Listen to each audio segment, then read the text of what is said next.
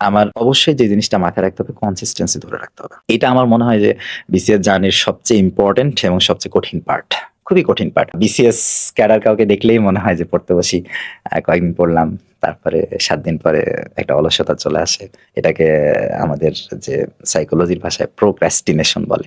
যে আপনি যখনই আপনার সামনে একটা প্রেশার আসতেছে তখন ওইটাকে আপনি একটু দূরে রেখে যে ঠিক আছে কালকে করব, বা না এটা যাব না। তাহলে এটা দেওয়ার সাথে, সাথে আপনাকে ইমিডিয়েট একটা মেন্টাল রিলিফ দেয়। আপনার খুব শান্তি লাগবে। এটার জন্য কিন্তু দেখা যায় যে একটা জার্নি শুরু করলাম, কিছুদিন পরে আর ওটা কন্টিনিউ করা হচ্ছে না। দেখা যায় বিসিএস পড়া শুরু করে ৪০ জন একসাথে মিলে। পরীক্ষা যখন ১ মাস থাকে তখন দেখা যাচ্ছে ১০ জন থাকে। তো এই কনসিস্টেন্সিটা ধরে রাখা খুবই, খুবই ইম্পোর্টেন্ট এবং এই কনসিস্টেন্সি ধরে রাখলে শুধু বিসিএস না, আপনি ঠিক আছে বিসিএস বা অন্য যেখানে যান না কেন, এটা কিন্তু আপনার জন্য খুবই একটা কি একটা স্ট্র্যাটেজি। এটা ধরে রাখতেই হবে।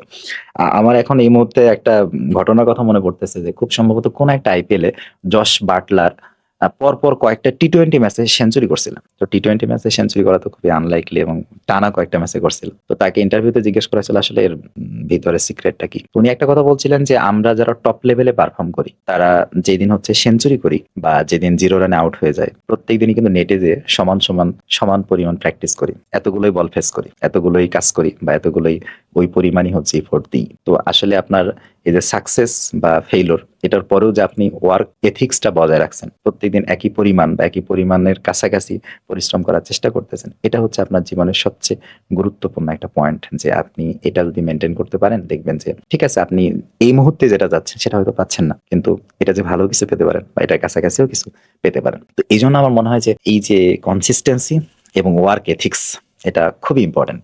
আপনি একটু সফল হলেন, সফলের পর হওয়ার পরে দেখা যায় সফলতার স্রোতে আপনি গা ভাসায় দিলেন, সেটা দেখা যাচ্ছে পরিণতিটা আপনার আরো খারাপ হয়ে যেতে পারে। বা আপনি ব্যর্থ হলেন, এটাতে আপনি একদম দুঃখ বিলাস করতে করতে আপনি একদম শেষ হয়ে গেলেন, সেটাও ঠিক না। আসলে সফলতা এবং ব্যর্থতা এই দুইটাকে আমরা যদি একটু পাশ কাটায় রাখতে পারি, দিয়ে আমি যদি সামনের দিকে আগাইতে পারি, এটা আমার জন্য মনে হয় যে এটা খুবই ভালো একটা বিষয় হয়। মানে আমি যেভাবে বিষয়টা চিন্তা করি, ধরুন আমার যেদিন ৪৪তম বিসিএস এর রেজাল্ট হলো, তার আগের দিন পর্যন্ত আমি যে মানুষটা ছিলাম, রেজাল্টের দিনে এক্স্যাক্টলি ওই মানুষটাই আছি আমি।